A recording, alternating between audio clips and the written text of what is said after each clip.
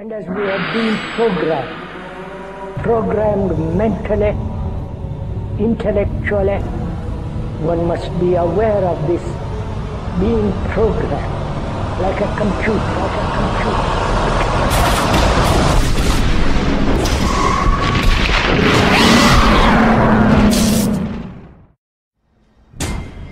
Écoute bien. L'univers dans lequel tu viens de pénétrer est un monde que très peu de gens connaissent. Tu n'as vu qu'un petit aperçu de cette vie obscure. Ce dans quoi nous sommes pris ici est une guerre virtuelle. Il ne s'agit pas de balles ou de bombes, de frontières ou de territoires. Le nerf de cette guerre est l'information. Why is there an increase of flus, an increase of other diseases that hadn't been here before? Why are people, getting sickly all the time? And with the chemtrails.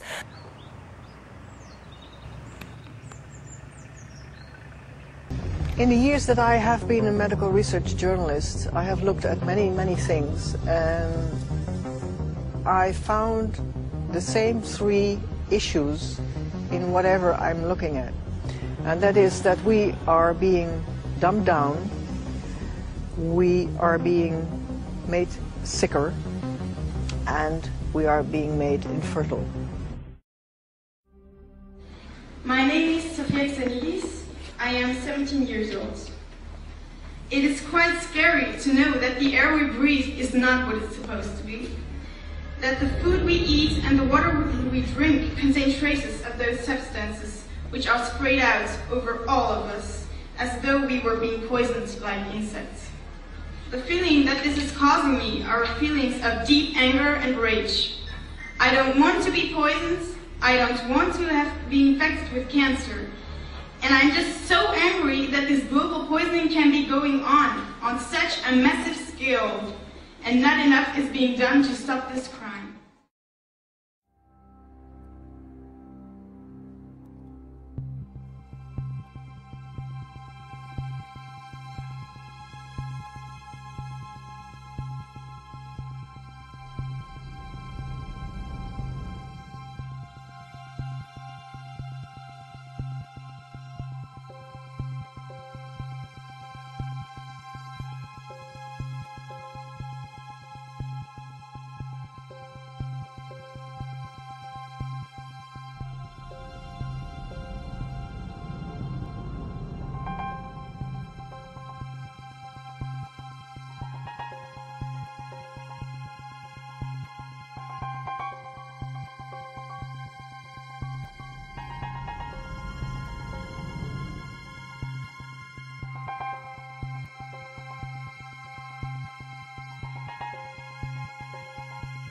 More recently in the news, an issue of geoengineering has come up, and had a question about specifically stratosphere aerosol geoengineering, also called chemtrails.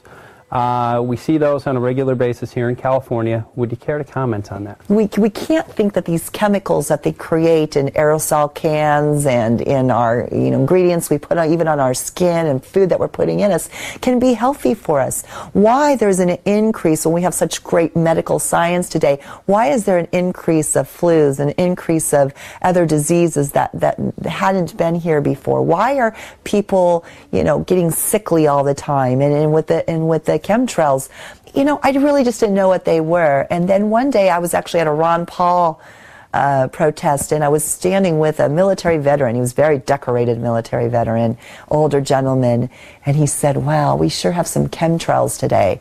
And I looked at him, I said, "What do you mean we have chemtrails?" He goes, "Look up in the sky." I go, "Oh, those lines." I said, "I was wondering what they are." He goes, "I worked in the military."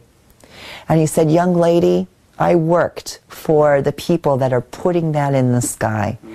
Now, I'm not going to argue with a decorated military, war veteran here. So I asked him a few questions, and he said, "Young lady, go home and do your research, and just know that this is not healthy for you." I don't know why. Why? These are questions that you and we the people, need to be asking. Why? Is there something malicious that is happening, or is it benign? I mean, what? But why aren't we having any answers, and why aren't people talking about it? Obviously, we can't look up to the sky and see these chalk, like looking lines. Some days they're there, some days the sky is blue. We can't keep overlooking that. We have to start asking questions.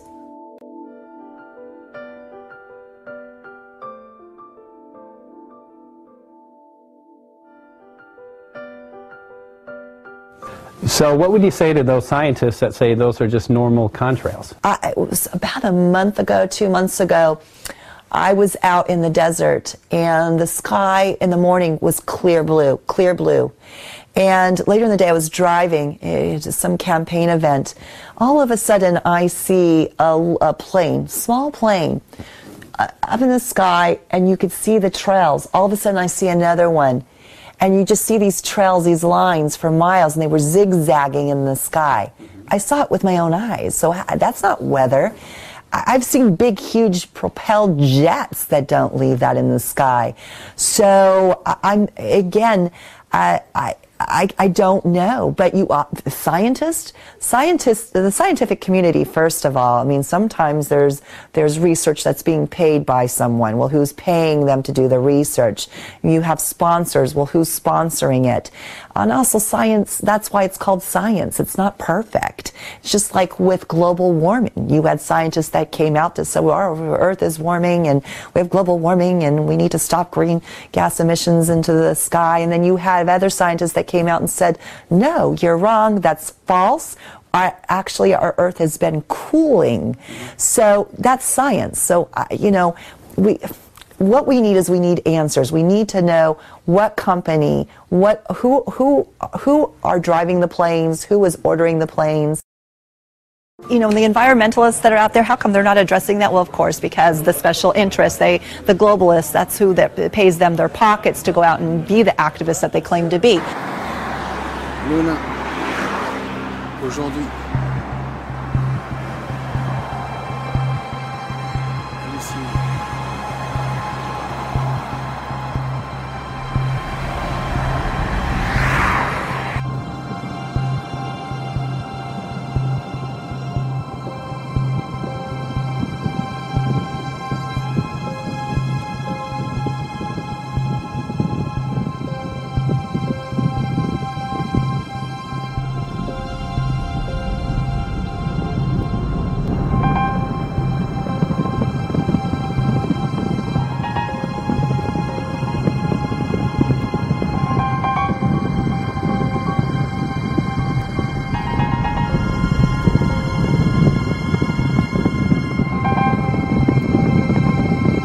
Alors là, nous avons un beau largage en cours qui vient de se produire. Et ici, nous sommes pulvérisés de toutes parts. Nous avons un avion qui vole mais qui ne fait aucun largage. Un largage qui vient d'avoir lieu, l'avion est en train de se sauver là-bas. Nous avons là-bas, derrière le sapin, d'autres largages qui arrivent. C'est déjà très laid. Nous avons au-dessus de nous aussi un largage qui est en cours. Voilà.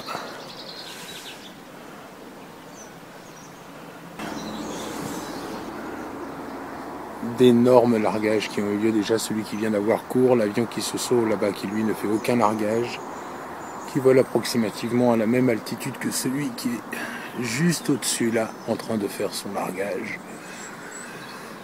Et puis nous avons là-bas une très grosse traînée qui est en cours.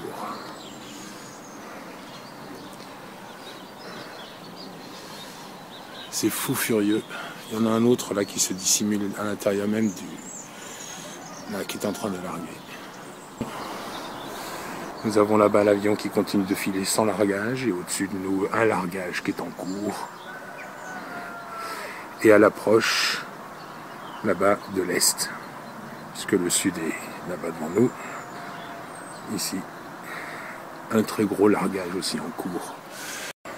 Avec un largage qui est en cours là-bas, un largage qui est en cours ici, voilà, qui venait de l'est tout à l'heure. Un autre qui arrive, qui n'a pas largué grand-chose là, mais vous allez voir, il va commencer. Parce que là, nous sommes dans une zone à pulvériser qui a été décidée. Voilà. L'autre, il est parti là-bas au bout. Nous sommes gâtés aujourd'hui. Le cadeau du nouvel ordre mondial.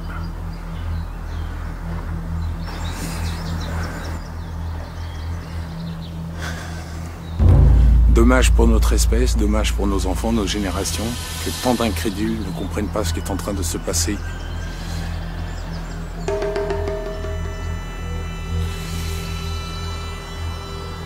Et le voici, le largage supplémentaire. Ils nous en ont vraiment mis une totale.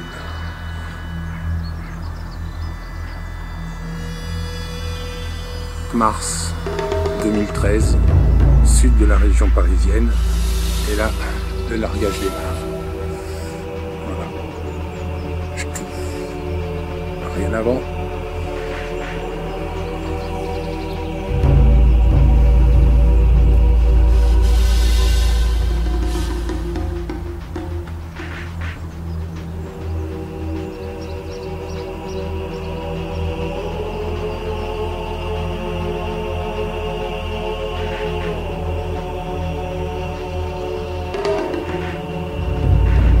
Nettement, on voit le largage qui a démarré ici, puisque aucune traînée ne subsiste et celle-ci ne va pas partir. Largage de substances chimiques nocives sur nos vies.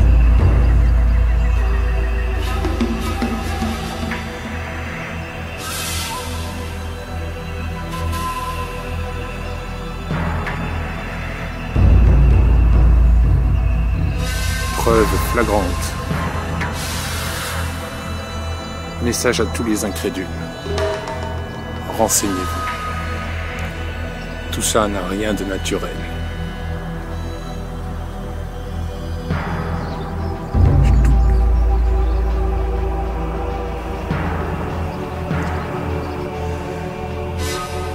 Comme aurait fait un certain interprète, je dirais 8 heures du mat, j'ai des frissons quand je lève la tête. Je vois ce qu'il faut.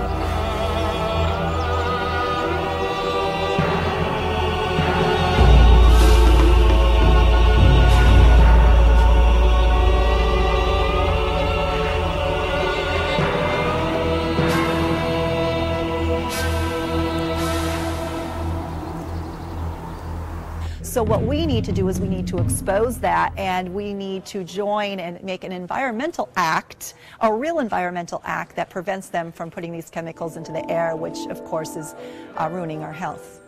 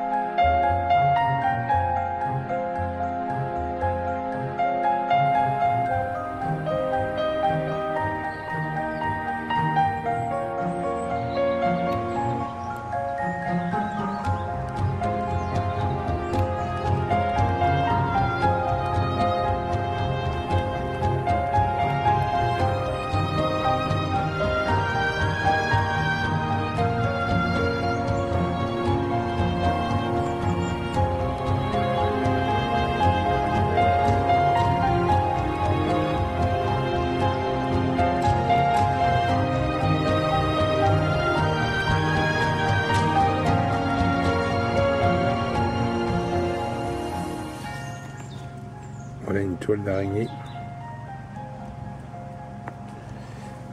Derrière ce fil-là, c'est du chantrail. Ça, c'est pulvérisé avec les chantrails.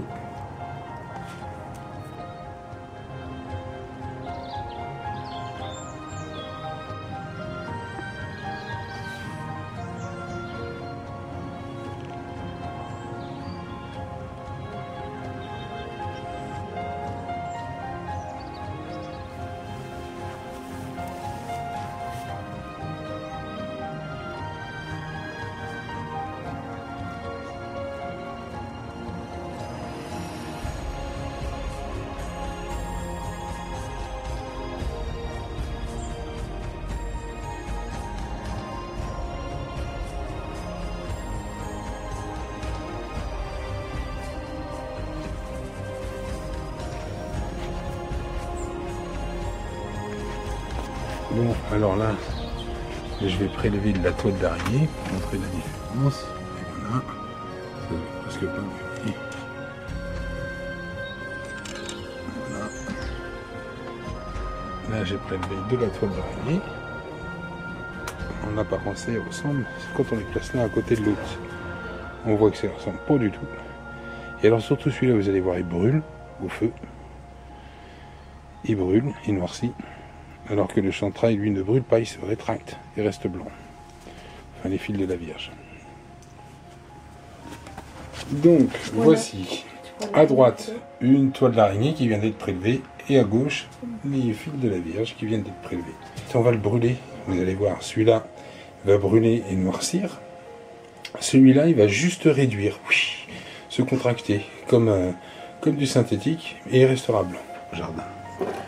Alors moi je vis à la campagne, et quand on vit à la campagne, vous savez, on sait très bien faire la différence entre les toiles d'araignée, ou les fils d'araignée qui peuvent être un peu partout, et les fils de chantrail. Déjà je vais vous donner un premier indice.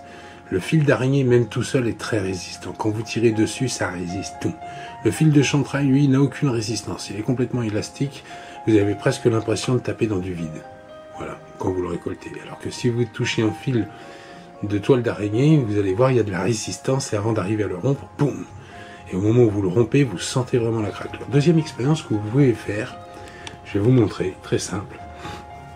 La toile d'araignée, lorsqu'on la soumet à une flamme, brûle. Voilà. Elle brûle, et une fois qu'elle a fini de brûler, il y a une partie en cendres, tout, etc. Le fil de chantrail, lui, ne brûle pas. Il se rétracte, comme du plastique. Regardez bien.